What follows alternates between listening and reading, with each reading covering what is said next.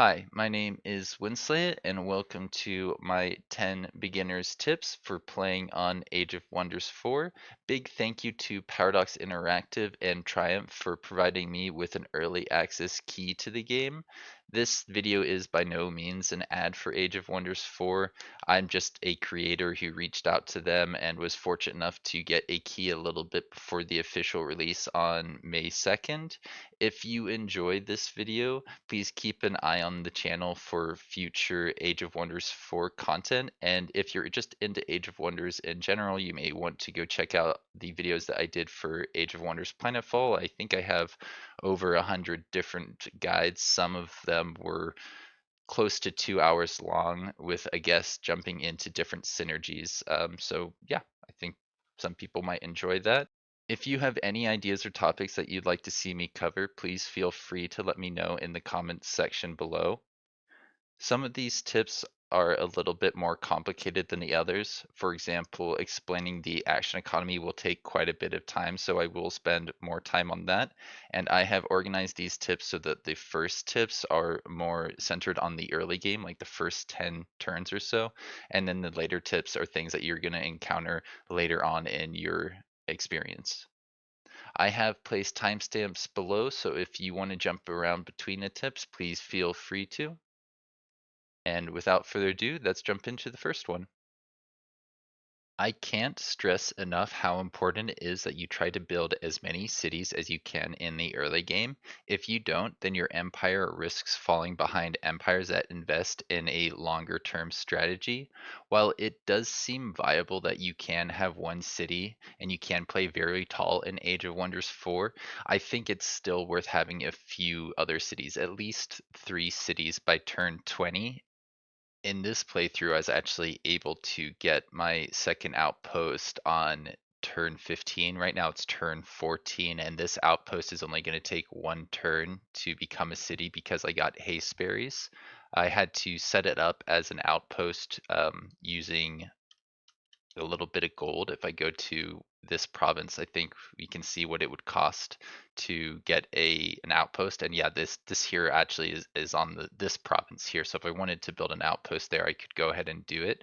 The nice thing is that you don't have to send out a settler or a colonizer unit like you would in previous Age of Wonders games. So it's a lot easier to get these guys going. I would recommend that you set up your cities within 3 provinces of each other. If you look at Celestia, my second city, that is 1, 2, 3. It's on the third sector away from the capital, and this outpost I'm building down here is 1, 2, 3. I think that is a safe enough distance that my armies can bounce back and forth between these pretty easily, pretty quickly.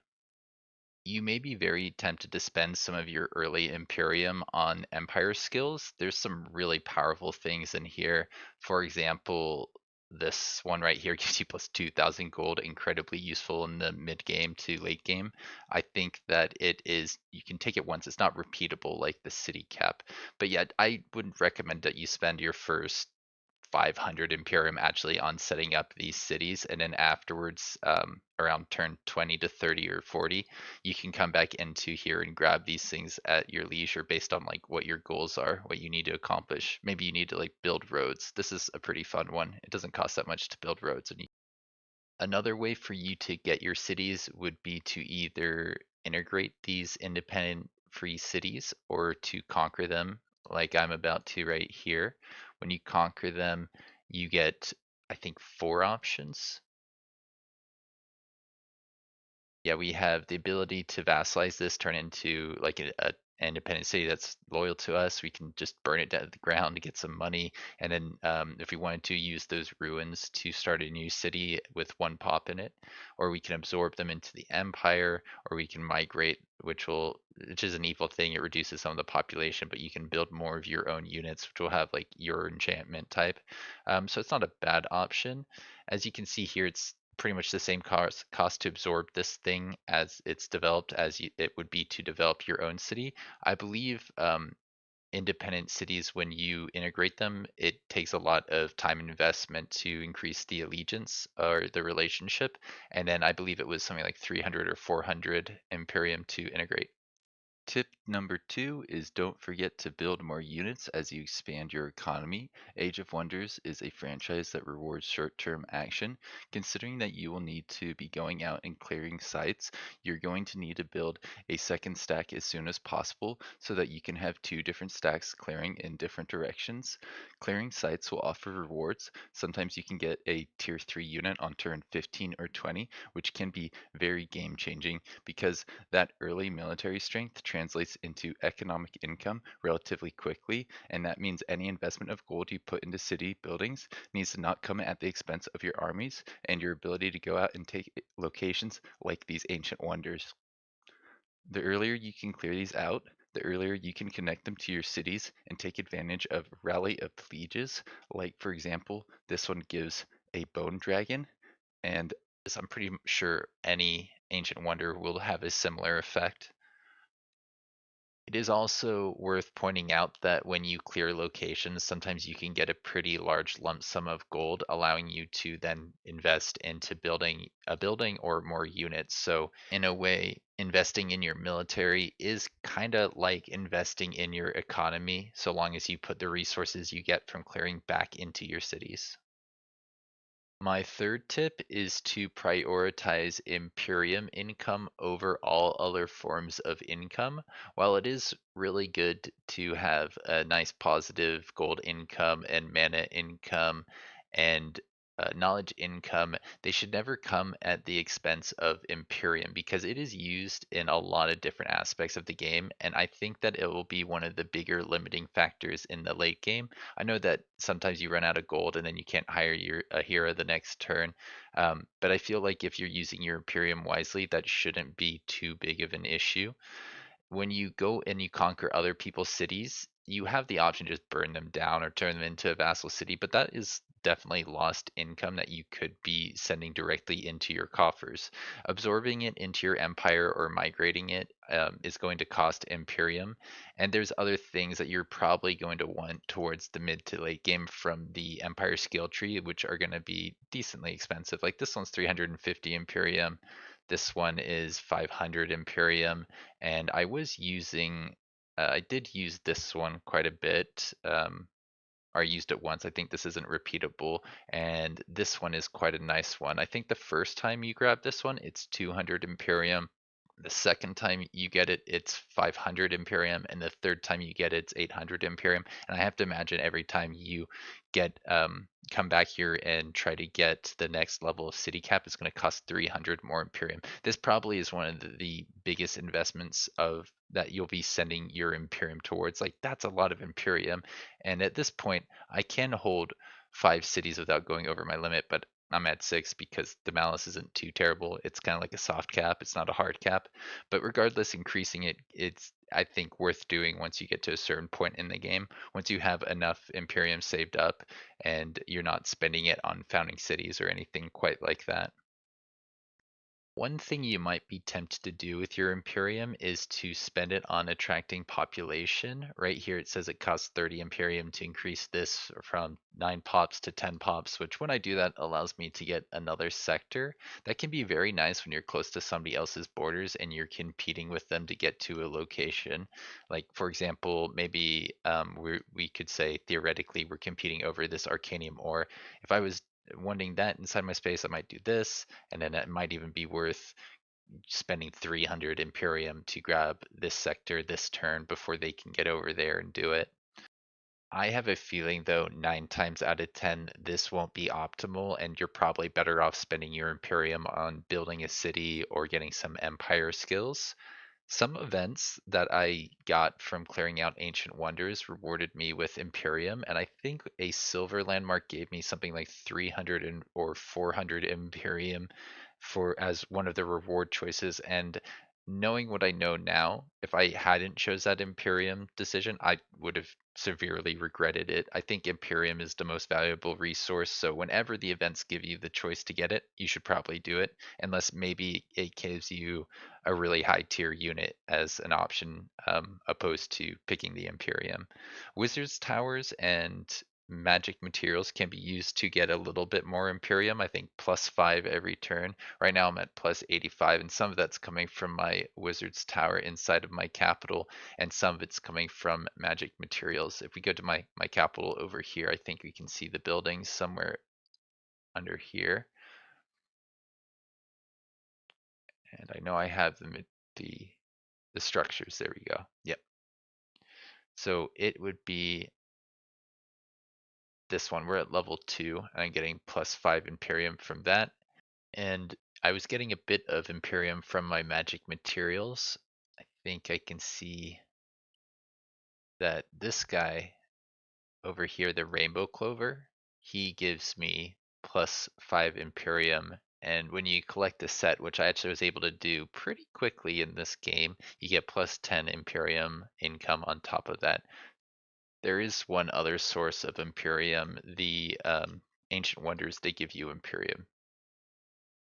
My fourth tip is to not underestimate ranged attacks and to make ranged units. My favorite ranged unit that I made in my early game was the Scout with a spider. It's quite powerful because it can AoE with its ranged attack, even when you get really, really close to it, and it gets the pinned modifier. I think pinned means that it's can't use its regular ranged attacks while something is standing right next to it. But if you want to, you can use this little secondary ability to do a bunch of damage in an area of effect.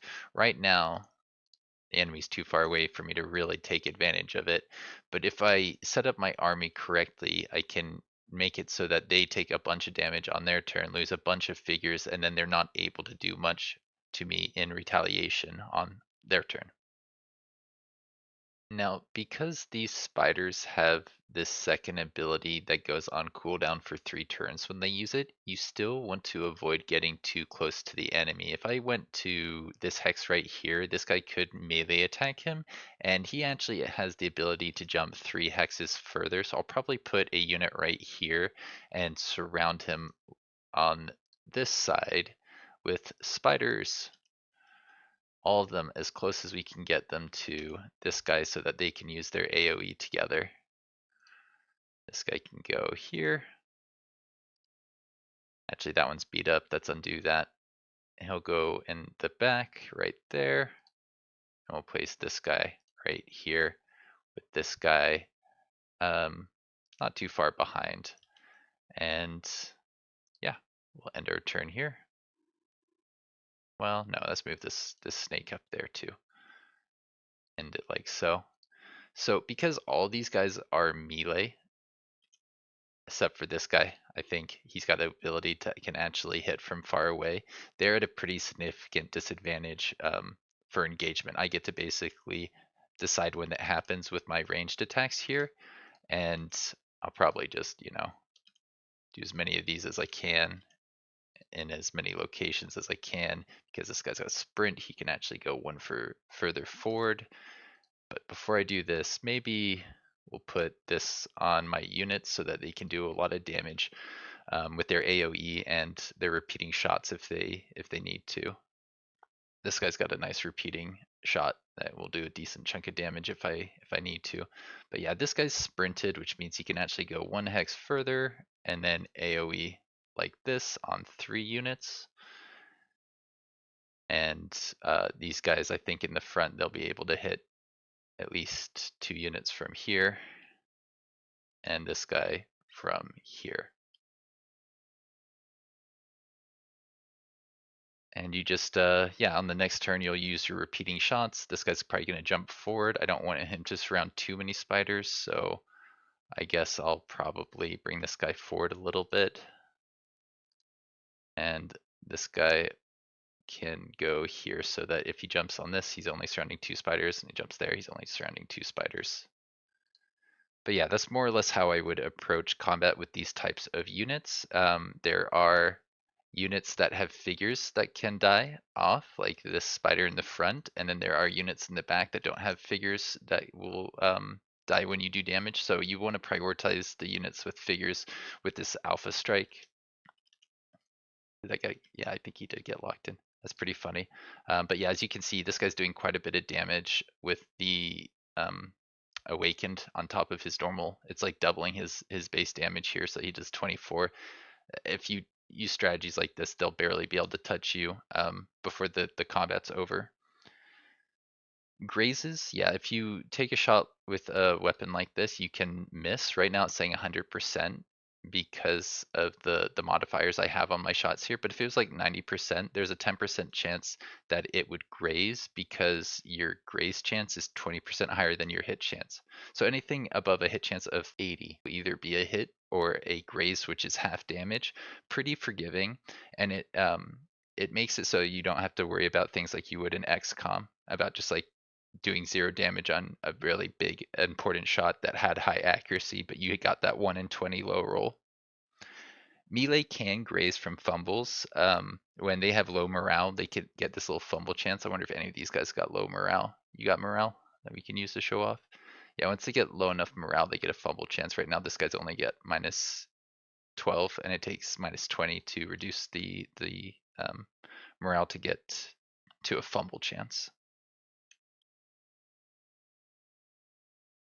Right, of course. And on the subject of morale, there's a chance that if you have good enough positive morale that you're going to get some crit chance. Right now, he's almost at the threshold here. I think all of my units are like that.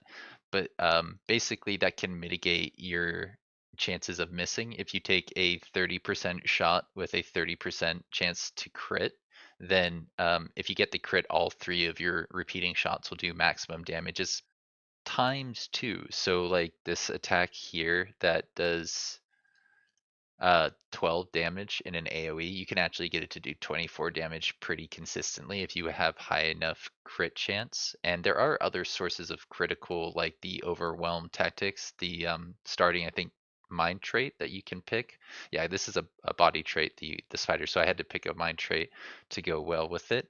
And yeah, you can kind of think of this a bit like advantage in D&D. Getting crits in Age of Wonders Planetfall is almost like a second dice roll. Um, Whereas if you get the second dice to hit, or the critical dice to hit, you're going to get an amazing result. Another thing that's worth mentioning with ranged units is you can't only have ranged units in your army for that reason that we went over earlier. This guy can't use his bow attack if somebody's standing right next to him. So I'd recommend you have a handful of melee units in your army for picking off these guys when they do come in closer. Right now, I think I would probably wait a little bit longer before actually um, engaging with them. So that's go ahead and maybe put this on somebody who's likely to get attacked, like my hero here or this guy here. Let's go with the hero. They're in front, right? So yeah, now he's close enough to the hero. It's time for the melee to take care of him. And this guy is not going to be a problem. He's just going to hang out back there for a minute, which means I get to do this, maybe? No, not quite. But yeah, as you can see here, I could take the damage or I could just shoot.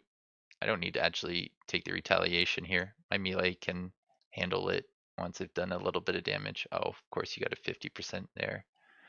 Go in here, do a little bit more. But yeah, I think you get the idea.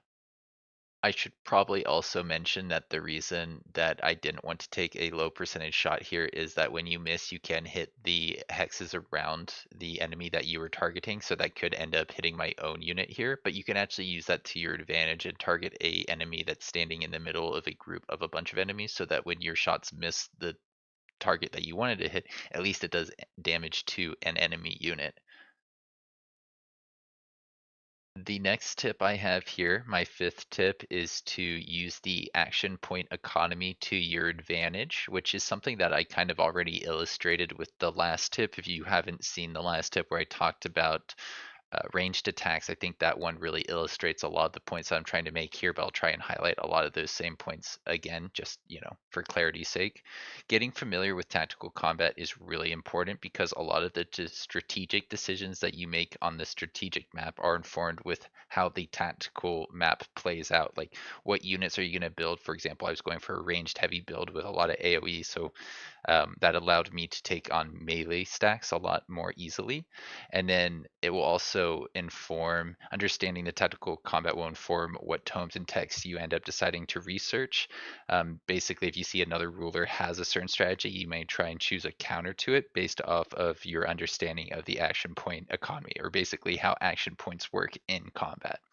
So the two magical words for tactical combat are positioning and action point economy. When I started this fight, I stayed back and I waited for them to come to me. And fortunately, the AI was dumb enough to just charge its melee units towards me without getting inside of, without actually getting an attack. So I was able to just kind of pick them off from afar. And then once they got close enough, they didn't have enough damage or action points to really take advantage of their damage output. The goal of this game is to position yourself so that you can attack the enemy, but force them to take bad moves to attack you. You win battles by controlling the number of actions available to the other side. Killing or disabling units gives them less actions, so if you make your units tankier, your opponent must spend more actions to kill off one of your units. We did mention this earlier, but you can always click on an enemy to check their engagement range. Right now he can get over to this guy, so if I wanted to keep this guy a little bit safer for a turn longer, I could just move here, and now this melee guy can't get me. So that's positioning. So let's talk a little bit more about action points now. You have three main types of attacks. There are some abilities that leave you with a action point and do damage, but those are pretty niche. They're not super common for the most part. You're going to be looking at repeating attacks like my archer here, or this scout here, or you'll have full actions, which, these spiders, they also have the full action AoE, which is quite nice.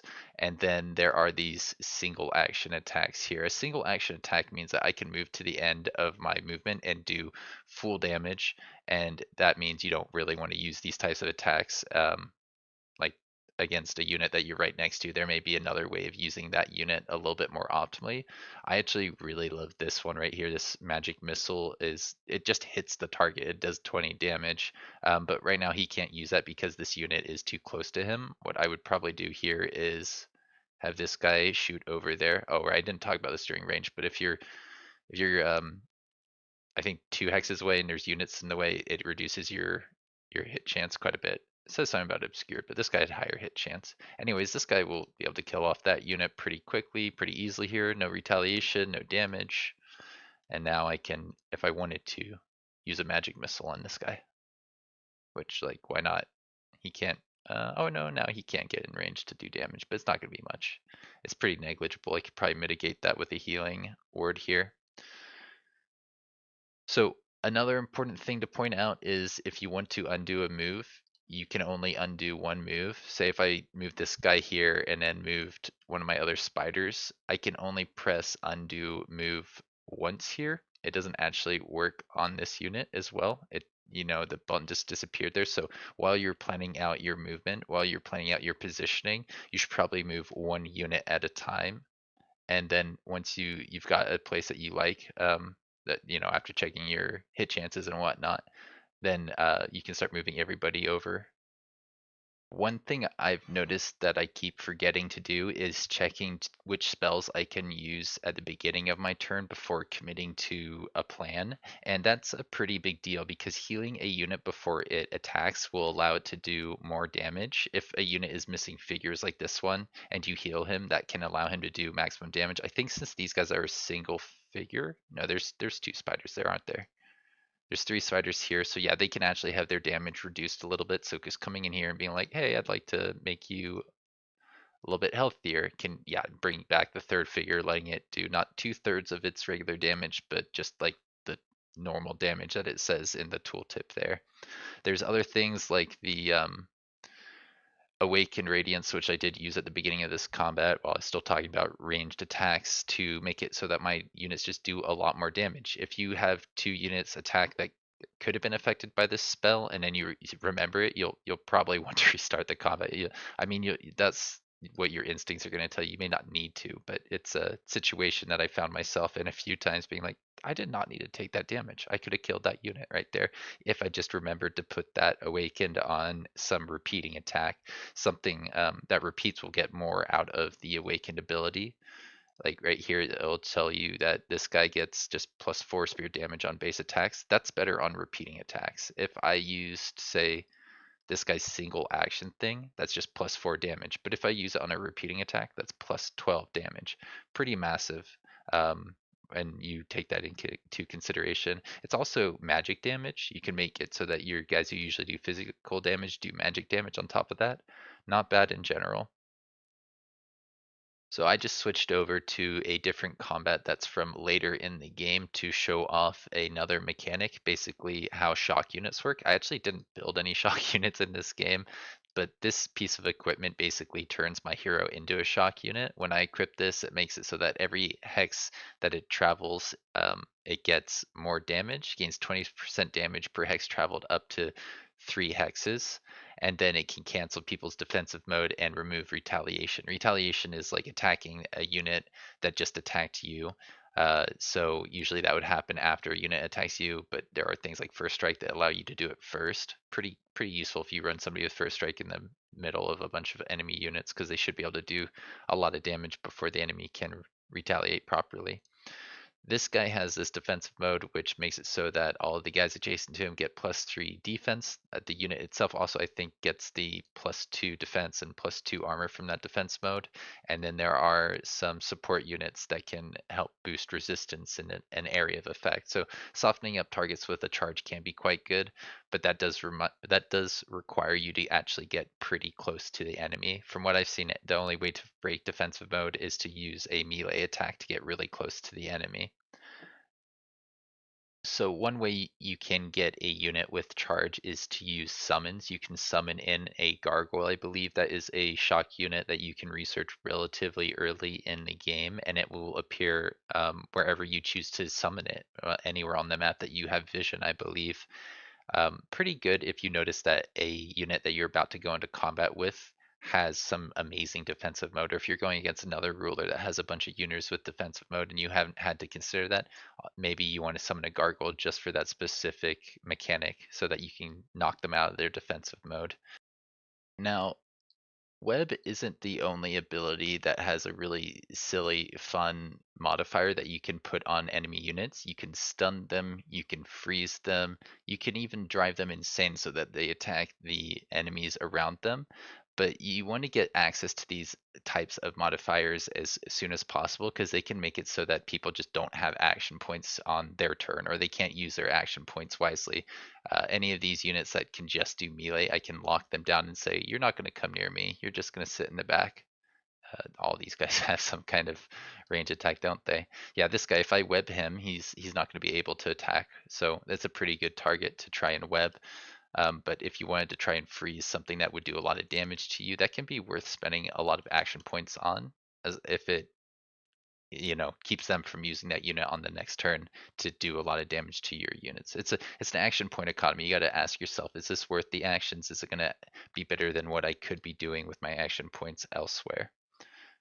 Spider Scouts are really, really cool because when they get to legendary rank, they actually get the ability to sprint, which is what I was using on my hero earlier to allow them to basically travel 1 hex further before using this ability. Right here, you can see 2 circles right around where I'm moving to, and that's saying basically I have 2 action points left when I make that move. If I go to here, I'll have 1 action point on this hex, and this hex. So if I want to use this full action ability, 1 hex closer to the enemy, if say this isn't good enough, I can use this ability to go 1 further and then web like that. Pretty cool. I think sprint on a metal is going to be pretty fun to play around with. I can't wait to see what other units end up getting things like sprint, or I guess, evasion isn't bad either. And I'm interested to see how the elite medals compare to the legendary medals, because I have to imagine they're quite good. It took 80 experience to get to the legend rank, I believe, so a lot of experience. Another source of sprint is through hero skills. If you wanted to give a hero on the spider sprint, that can be pretty valuable. I did that on my hero here who was on a spider in that last combat, but like I said earlier, I gave him the hammer just to illustrate that if I wanted to, I could like knock units out of defensive mode. All right, tip number 6 here. Don't forget to clear out your Ancient Wonders. As I mentioned earlier, Ancient Wonders give you Imperium, which is incredibly valuable. This one gives +5, this one gives +5, and I think any Ancient Wonder gives +5 Imperium. So pretty important that you get those as early as possible because that will help you with things like getting your cities up and running.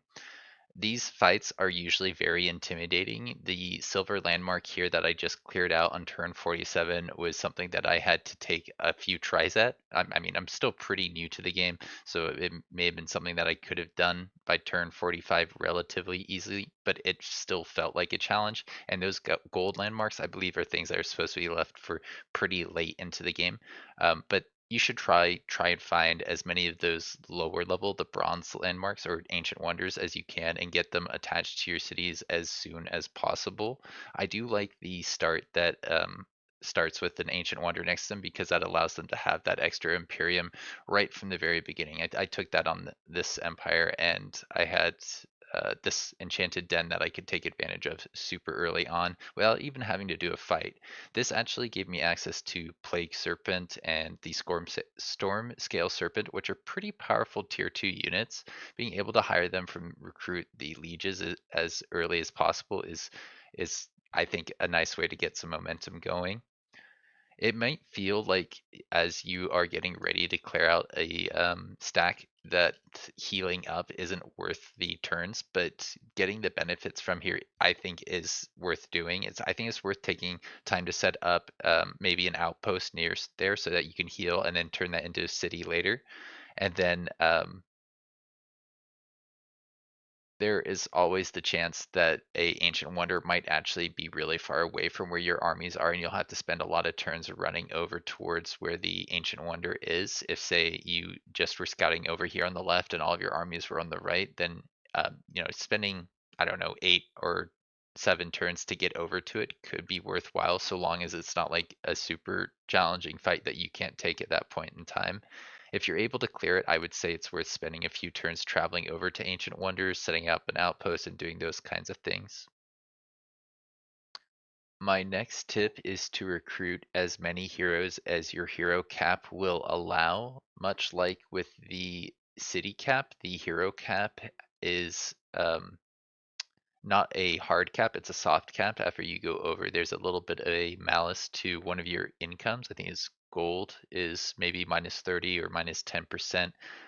But basically, you don't want to go over this number, and this number, the hero cap, is the same as your number of cities. Right now, I have 7 cities, so I can have a 7th hero, and I can't afford one right this second, but this is one of those things where as soon as you hit that point, it's worth spending the gold, and it can be worth going into your prisons, I think it is, and selling off things, not prisons, your crypts. You can sell things like remains, get their items, and then recruit a new hero. Um, yeah, this guy will do for now.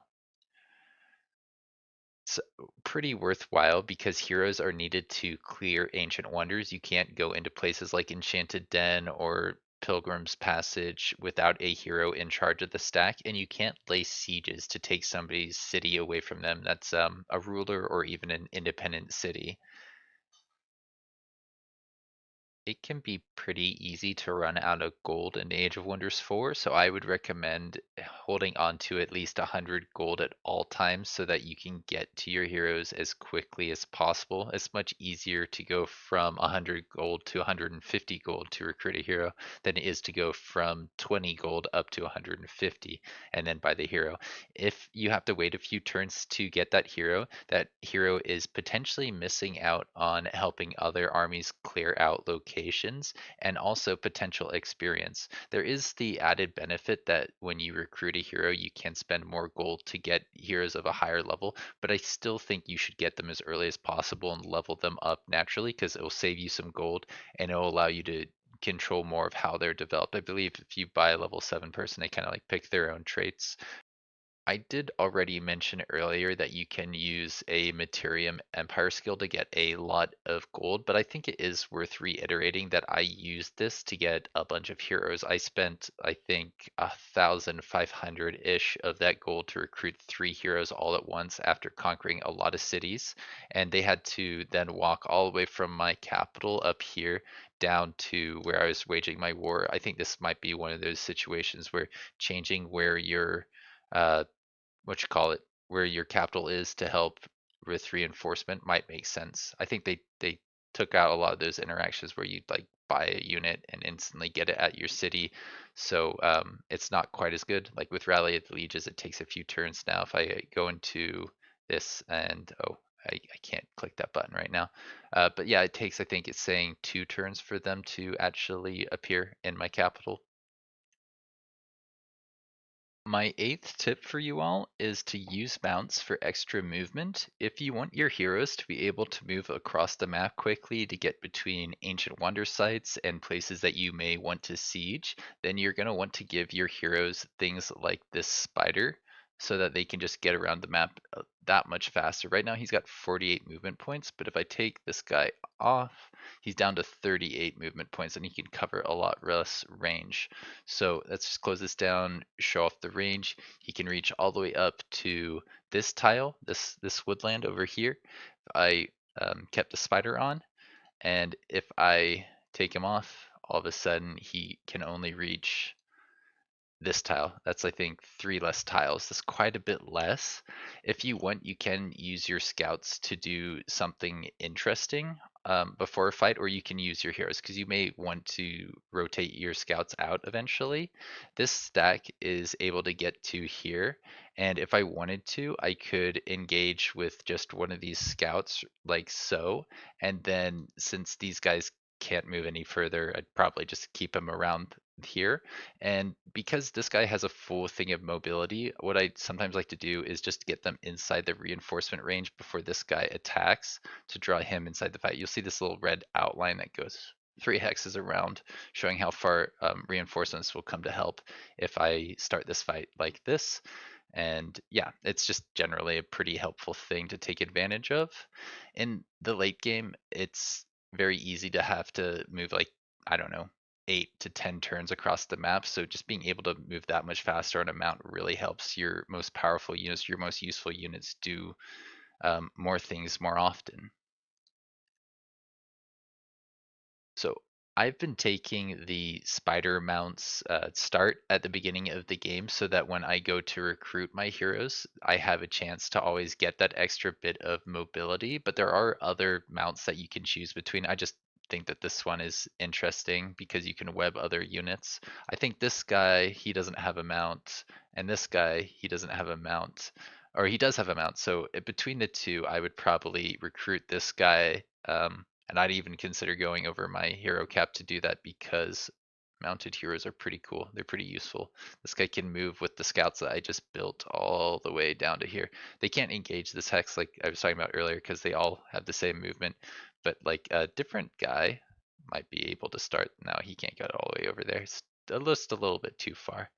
But next turn, these guys could all get in range to engage these 3 things together. This guy would be he might not get in all 3 range, but I don't know if I need them all to take care of this stack. Looks pretty weak in general. Our ninth tip is to not waste banners. Banners are a pretty unique location that when you see them, you want to make the most out of them because when you clear them, they automatically take your guys to the next rank. At least that's my understanding here. It says that you'll get some experience on all of your units. And when we do that with this stack here, um, I believe all the heroes go to their next level and they have no excess left over. In fact, I think this leader goes from 5 to 6 from the fight, and then from 6 to 7 using the banner. So it's a very, very powerful thing if you can time it right, if you can use it right. It will also, I think, take these guys to their next rank, and getting closer to that legendary medal is incredibly valuable. So putting that on the right units can be game changing. It can be very important, but I've also found that they don't seem like they're quite as common as the Imperial standards in Age of Wonders Planetfall, or maybe they are, and that's just been my personal experience with the realms that have been generated in my game. Right now I only have 5 of the 6 slots of this army used, so I need to fill it with something, and I meant to use this spider over here because he's got quite a bit of experience, and it'd be great to get him that experience, but I forgot to group him up and then passed a few turns and decided it'll be easier just to summon in something. So, if you want to get the most out of your banners, you can use a summon just to get some experience. This may not be the best summon because I don't think he evolves at any point once he gets his level ups. Um, yeah, it doesn't say that he turns into a new unit, you just get medals. But there's other summons that are like spirits, elemental spirits that level up once they get to, I think, elite or champion or legend. And those are things that you would want to probably use some banners on just to try and get them to their evolution a little bit faster. They become quite a bit better when they evolve. But yeah, let's just prove for a second that this is going to give my leader level 7. I'm pretty sure that's what I saw when we were last doing this fight, when I last did this fight. So all of them need to go on here. This is one of the few situations where you don't want a single unit to clear out the location. I can't tell you how many times I've wasted Imperial Standards in Age of Wonders Planetfall because I'm like, oh, let's use my hero. He's got more movement than the rest of the stack. And then I'm like, wait, that was an Imperial Standard. I just lost out on a bunch of experience. It's good that my hero got the experience, but it's worse when you have a scout do the engagement and they don't even get like a level up on a particularly useful unit. But yeah, as you saw there, they leveled up to level 6 before taking the bonus that took them to their next rank, level 7. So now they got 2 level up points to spend. Pretty cool, pretty useful.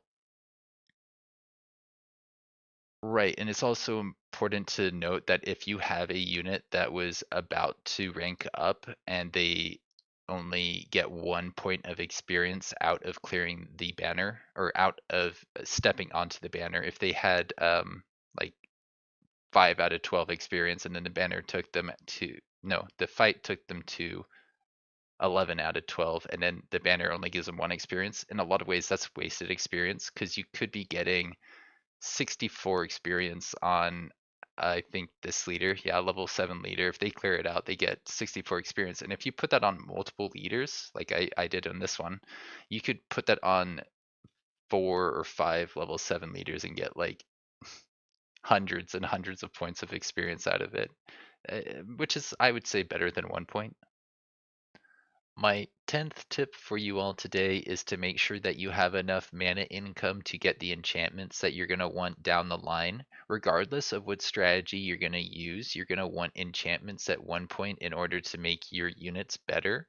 Right now, I have these active enchantments. Wayfinder thing gives me a little bit more movement, and this thing gives me a little bit more vision on my scouts. It works pretty well together, but it's got a decent drain on my empire, and plus 19 is not a great mana income. I'm getting close to the point where I think I need to start trying to find provinces that will give me mana, and you can use this little button up here to try and look for things like that if you want. I focused more on gold in this game and in the other game that I played. I feel like getting gold income is pretty important in the early game, and then from there you can use that gold to build things like buildings to get the mana income that you may want later down the line. So if we take a look at a save that's a little bit further along, around turn 40, the other one was turn 14, you'll see that my mana income is quite a bit higher, and I got that much mana income from conquering free cities, and I was about to go on the offense and conquer some cities off of this other player, which is going to really increase my mana income. Conquering others players is something that's going to be possible on the other realm I was playing, but I think the forming realm that I took with the other leader, Charlotte, that one didn't have free cities, or at least I didn't encounter any of them in my experience. Generally, I would say that it's a good idea to have at least 1,000 or between 1,000 and 1,500 mana around turn 25 to 30, because at that point you're going to want to go into Ancient Wonders, and some of them require using a little bit of mana to either remove a disadvantage or apply an advantage to your own troops, which are usually pretty game changing, or they make it a lot easier. So I would say, 9 times out of 10 is probably worth spending the 400 mana to make the fight a little bit easier. And that's everything I have for you all today. This has been quite a surreal experience. I've really enjoyed working on this video, and if you're still watching, thanks for sticking around. I have a build that I would like to recommend, one that I think is pretty funny. If you take the Shadow Walker's Society trait, you get extra vision on your cities and provinces. Scouts get universal camouflage, which is massive if you're going to be spamming spider scouts like I was in that last match. Um, Outposts start with a watch power upgrade in them, so they just get a lot of vision. You'll be able to see a lot, be able to like plan around other players, and they won't know where your units are if you're using a bunch of scouts, which I would recommend you do. It gives you an extra scout unit, so you can start slinging webs a little bit faster. And I think that this is a pretty fun combo with Shadow Walkers. Getting an extra shock and shield unit allows you to have some support for those scouts in the front, and then um, if you wanted to pair this with high, you can get the magic damage that I showed earlier with Awakened. It's fun, it's cool. And that's, yeah, that's it. I'll see you around. Have a good one.